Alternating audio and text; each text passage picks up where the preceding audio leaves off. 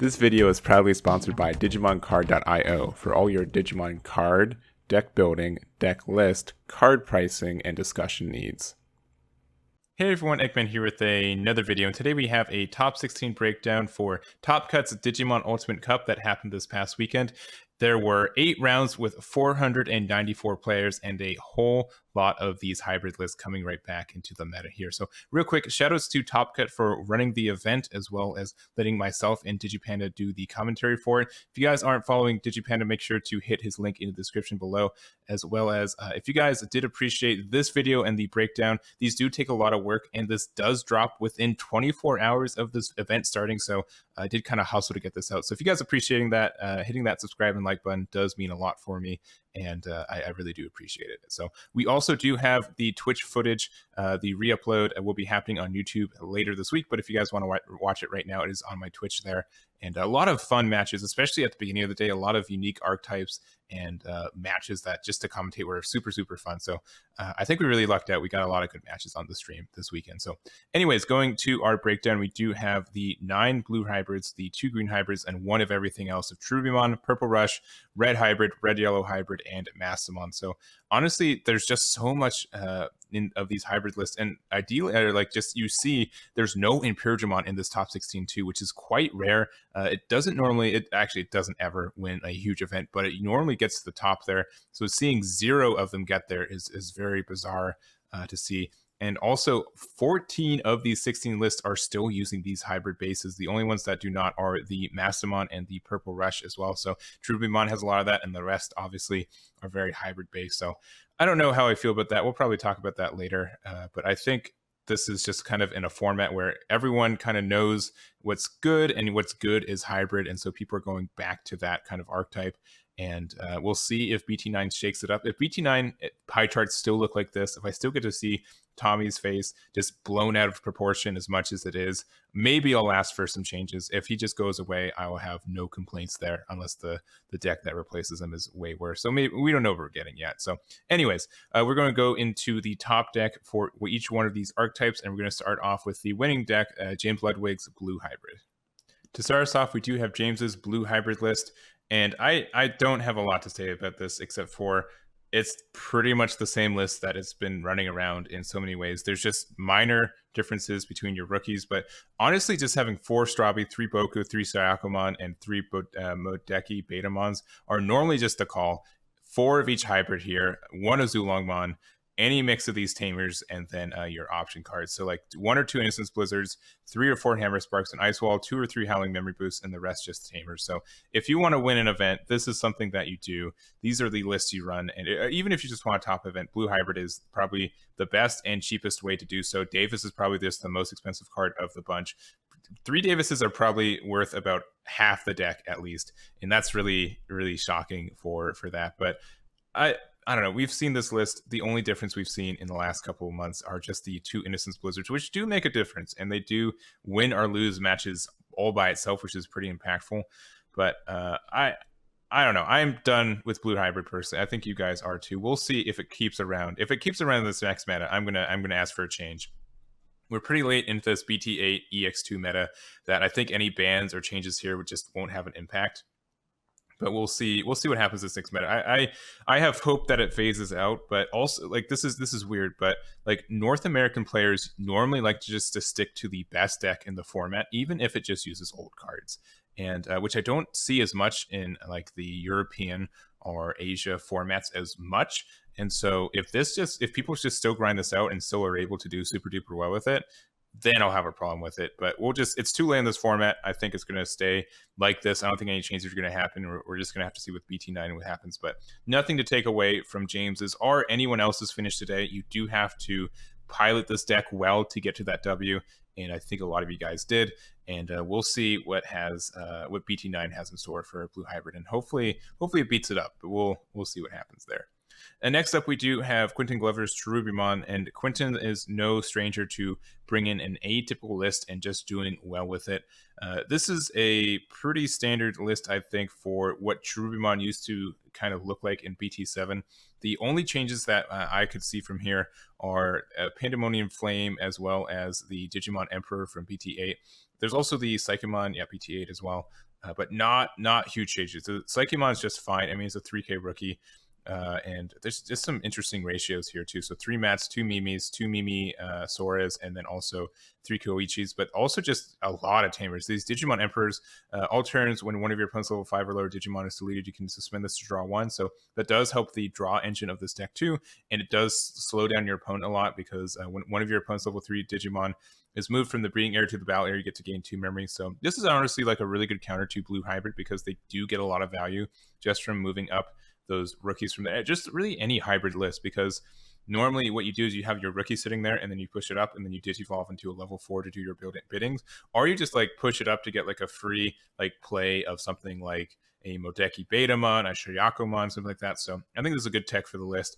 Otherwise, it is pretty standard. You just have a lot of ways to pop this Cherubimon. If you're able to get a really good pop against something like Blue Hybrid, they can stun a couple of these boys, but not all of them. And then also the Lucimons, I think, are a good add as well. Being able to get that recovery and defensive technology online, I think, is helpful too. So anyways, congrats to Quentin for their top 3 finish there, especially with such a grindy list that's not seeing a lot of play here. So hopefully you see more of this Cherubimon in the future. And again, congratulations. Next up, we do have Matthew's Green Hybrid. And again, I would say this is pretty standard to the list that we've been seeing since Russell's top earlier this month. The big differences from here is that we took out a Kabuterimon, and what do? We added a Santi, and then added an Izzy for...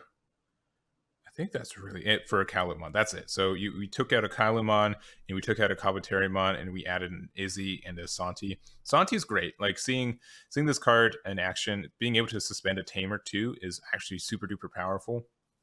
So adding another one I think makes sense. Honestly, from me seeing this list doing well, the only thing I would do is like I think there are more green Terrymons you can play. So even just playing 2 of the like super bad ones, I think would help the deck out for just finding more rookies to do your plays. But I really like Green Hybrid. I think it's in a really good spot. I like the plays that's doing, and it's got like one build and it's super duper particular, but it's a good build for what it is. So it's not a surprise to me that there's a lot of differences from here. The other key points like people do is like some people take out Kalumon, which I understand. Some people change up the Ancient Beetlemon to the Ancient Troymon, which makes sense as well. Some people don't like to run the Izzy Mimi because it is a little expensive, and I do get that too. So I don't know. You just get so much value from this. Like if this procs once or twice, you just get so much memory. And you don't, especially in a deck that doesn't have a lot of memory extension, getting that I think can be kind of powerful. But anyways, congrats to Matthew for your finish there. And yeah, Green Hybrid. This list in general has just been one of the great gifts from like EX2. Like this just being viable and playable, I think is super duper fun, and I'm happy to see it. Next up, we do have the Purple Rush. This got 8th place. This was in the finals. Spoilers, it did not win, but you got bumped all the way down to 8. But still, Quan, really, really cool list here. Got a couple matches on the stream as well, if you guys are interested in watching to see how this plays. The kind of basic loop is that you just kind of go up into your Cerberus Mons or your Werewolf Mons modes. These are great, especially like you can swing with the scatter mode and you get an Eismon trigger and they can digivolve into werewolf mode or promote to get a rush swing to keep swinging. Troopmon essentially does the same thing, but it's a little bit worse because you have to have a Troopmon in your hand and you don't get any cycle for it. But honestly, just being able to play this for 4 and get a digivolve on top of it for 1 with a promote means that you get a 5 cost rush, which is good. You also digivolve on top of it for 3 for werewolf mode and go from there.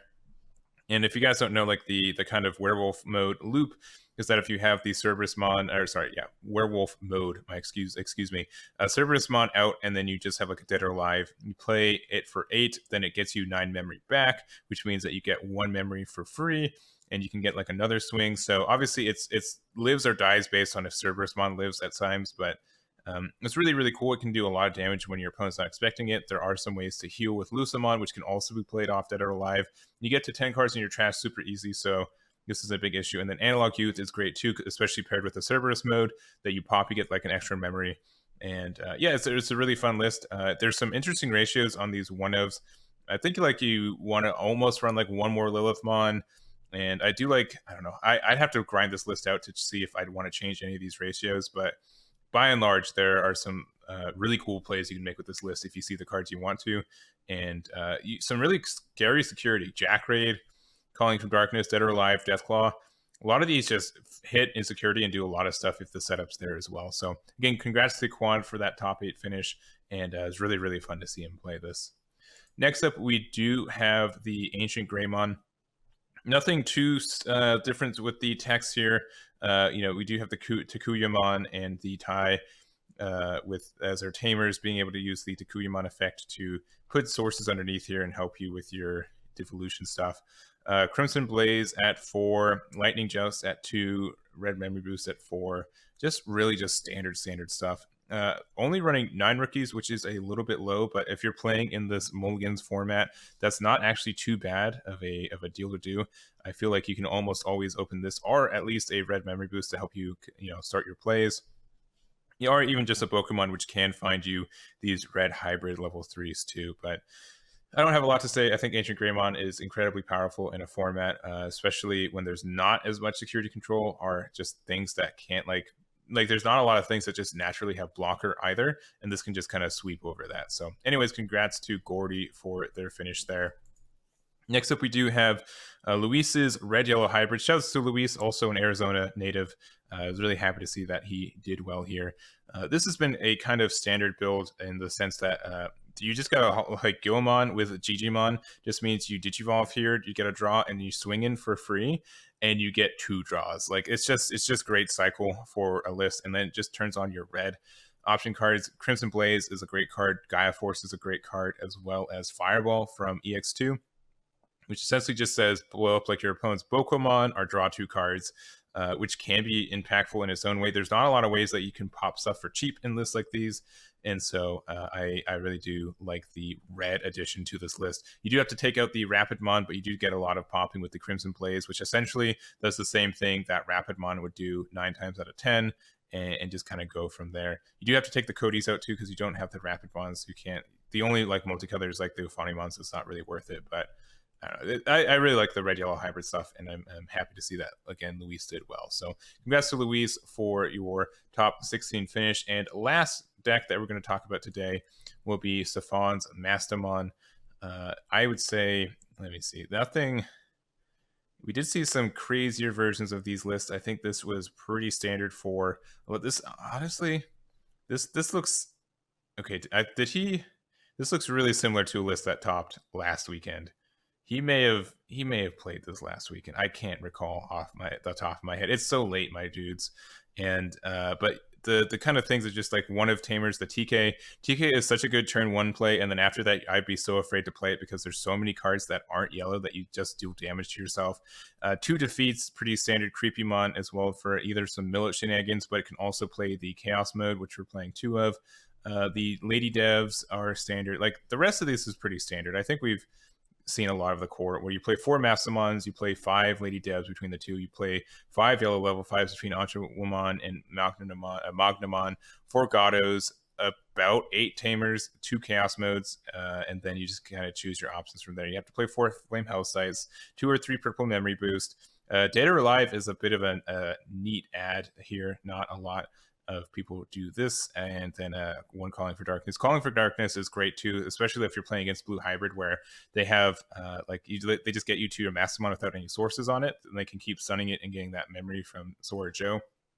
You can just pop it, you get your cards back, and you just prevent your opponent from getting that extra memory. So anyways, Steffon, thank you for getting this top 16 Mastemon. Just getting Mastemon in the top 16 in general is nice to see, especially when Imperiodramon, again, that's so weird that Imperiodramon didn't get into that top 16 for this weekend. But anyways, I am so tired. I'm going to go edit this for like 30 minutes and go pass out. So again, thank you guys so much for watching. If you made it here and you're not subscribed, I don't know why not. You just listen to me ramble tiredly for like 12 minutes. So you must like something that I do, and hit that like button while you're at it. But that's going to be it for me. Thank you guys again. Thank you to Top Cut for letting us do the commentary and streaming, and Digi-Panda for being my co-commentator. Also, make sure to follow him, and that's going to be it for me. So again, thank you guys so much, and I'll catch you all next time.